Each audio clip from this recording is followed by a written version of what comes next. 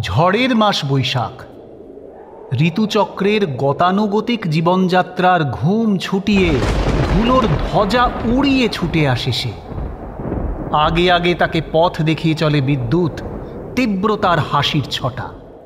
পিছনে পিছনে হাঁটে বজ্র, পিঠে তার দারুণ দুন্দুভি। দেখি আকাশে জ্বলে আগুন, রোদের চাঁপাকলিতে লাগে রক্ত জবার রং। হাওয়ায় নড়ে চড়ে ওঠে ঘূর্ণি, মজা নদীর মজ্জায় পাকিয়ে ওঠে সিঁদুরে ঢেউ, শিউরে ওঠে বন। সারা ভুবন জুড়ে জাগে চঞ্চলতা।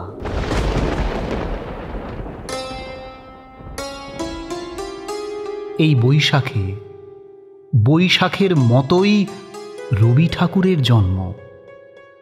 সোনার আশ্বিনে নয়, হিমের রাতের অঘ্রাণে নয়, ফুল রাঙানো ফাগুনে নয়। এই খর ক্ষিপ্র বৈশাখেই তাঁর জন্ম। এই খ্যাপা বৈশাখের গৈরিক তিলক দিয়ে সাজানো তাঁর জন্মদিনের ললাট। বৈশাখে প্রকৃতির নতুন জন্ম, আমাদেরও নতুন জন্ম এই বৈশাখে। 25শে বৈশাখে, রবি ঠাকুরের জন্মদিনে। দেখতে হয় না ক্যালেন্ডার, জিজ্ঞেস করতে হয় না তারিখটা কবে। আগে থেকেই বুকের মধ্যে সাড়া, 25শে বৈশাখ আসছে, রবি ঠাকুরের জন্মদিন।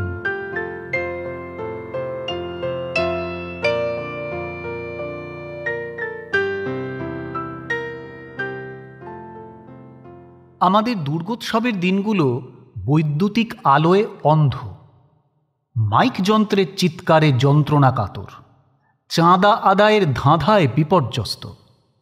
শেষ পর্যন্ত ব্যান্ড বাজানো বিসর্জনের দিনে হাতবোমা লড়াইয়ের আশঙ্কায় উৎকণ্ঠিত।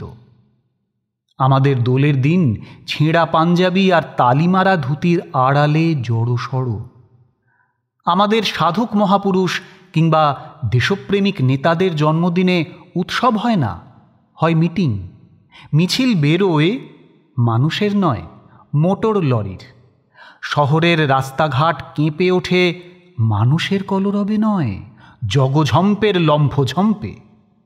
এই সব জন্মদিনের স্রোতধারার একমাত্র লক্ষ্য মঞ্চ অথবা মিটিংয়ের মাঠ। আর সেখানে পৌঁছলেই সব শেষ। পরের দিন সকালে ট্রামের চাকার আওয়াজ, মোটরের হর্ন আর ট্রাফিকের কলরবে গতকালের সমারোহের এতটুকু সুর কানে বাজে না।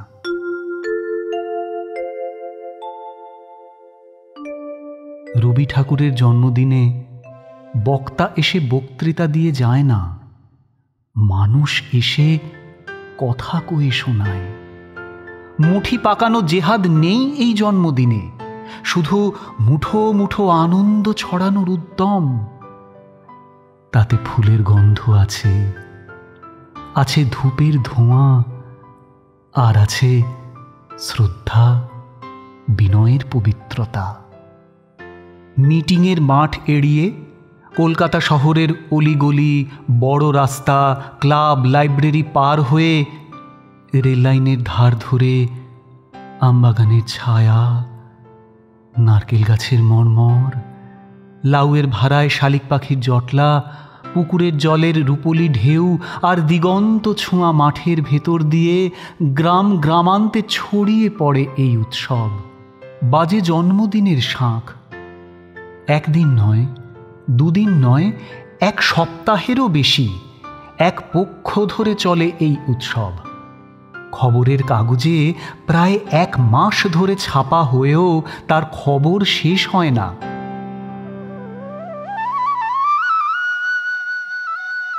গ্রামের কথাই বলি, যেখানে এখনো খবরের কাগজের পত্রমর্মর শোনা যায়নি, যেখানে দুর্গোৎসব ছাড়া পুজো নেই, নেই গাজন ছাড়া পার্বণ, যেখানে সরস্বতী পুজো ছাড়া চাঁদা তুলে হইচই জমে না, রামায়ণ, মহাভারত আর দাশু রায়ের পাঁচালী ছাড়া কবিতা বোঝে না, রামপ্রসাদী, বাউল, কীর্তন আর সিনেমার গান ছাড়া গান নেই, সেই রকম গাঁয়েও রবি ঠাকুরের জন্মদিনে উৎসব হয়।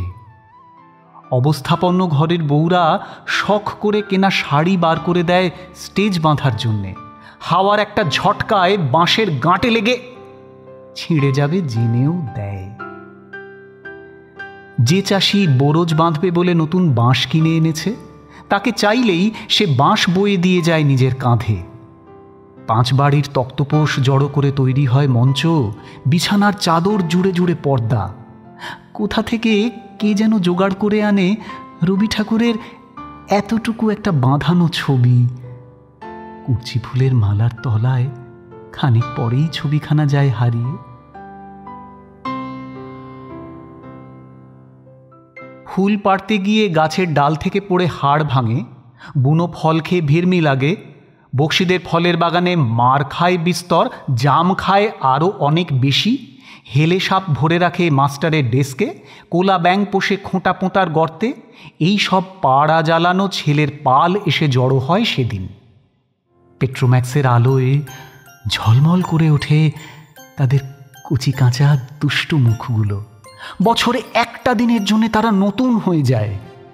কেউ বুকে হাত বেঁধে বীরপুরুষ, কেউ মাকে লুকিয়ে চাঁপার ডালে ফুটে ওঠা শিশু ভোলানাথ, কেউ সোনার তরীর যাত্রী।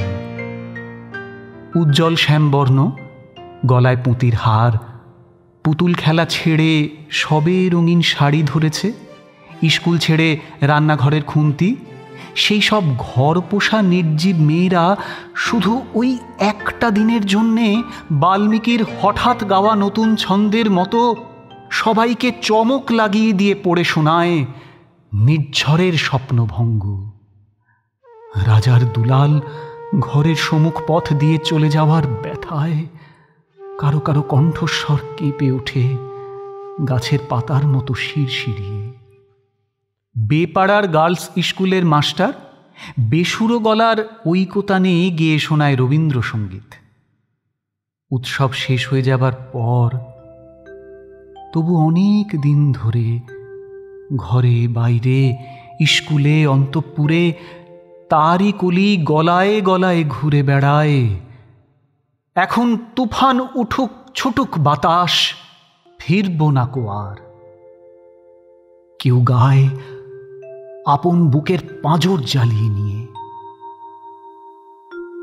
বাড়ির বৌঝিদের কাছ থেকে বায়না আসে তাদের সেলাইয়ের কাপড়ে রবি ঠাকুরের কবিতা লিখে দিতে হবে। কি লিখব?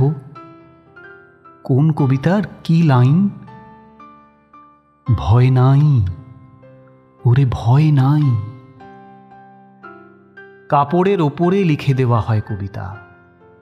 চারপাশে নীলে লালে সবুজে হলুদে রঙিন ফুলের আলপনা, মাঝখানে খয়েরি সুতোয় রোজ দুপুরে না ঘুমোনো চোখে কাজের ক্লান্ত অবসরে বোনা হয়ে চলেছে সেই 4টে লাইন।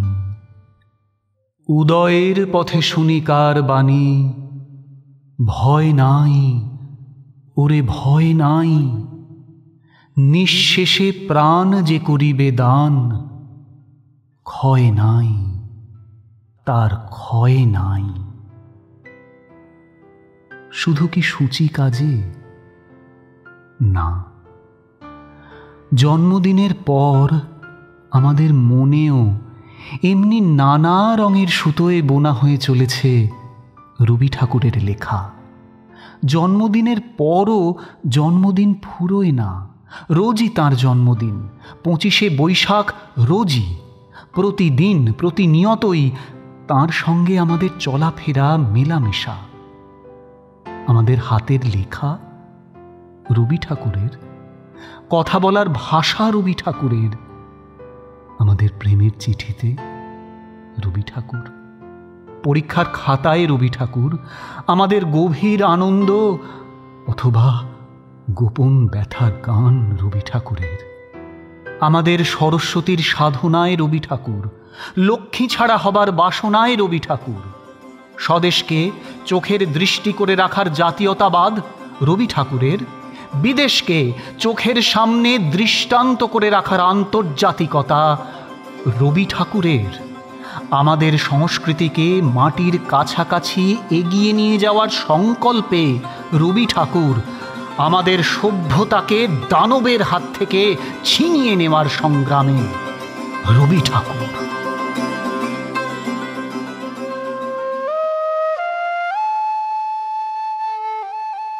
আকাশে, মাটিতে, মনে এত যে বৃষ্টি পড়ে তার ছন্দ রবি ঠাকুরের, এত যে ফুল ফোটে তার গন্ধ রবি ঠাকুরের।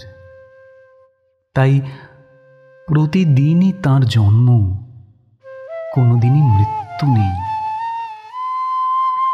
কালের কালা পাহাড় এসে ভারতবর্ষ থেকে কোনো দিন সমস্ত ঠাকুরের পুজোর প্রদীপ নিভিয়ে দিয়ে যায় যদি, তবু একটি ঠাকুরের বেদি চিরকাল থাকবে মাটির সঙ্গে গাঁথা। কোন ঠাকুর? রবি ঠাকুর।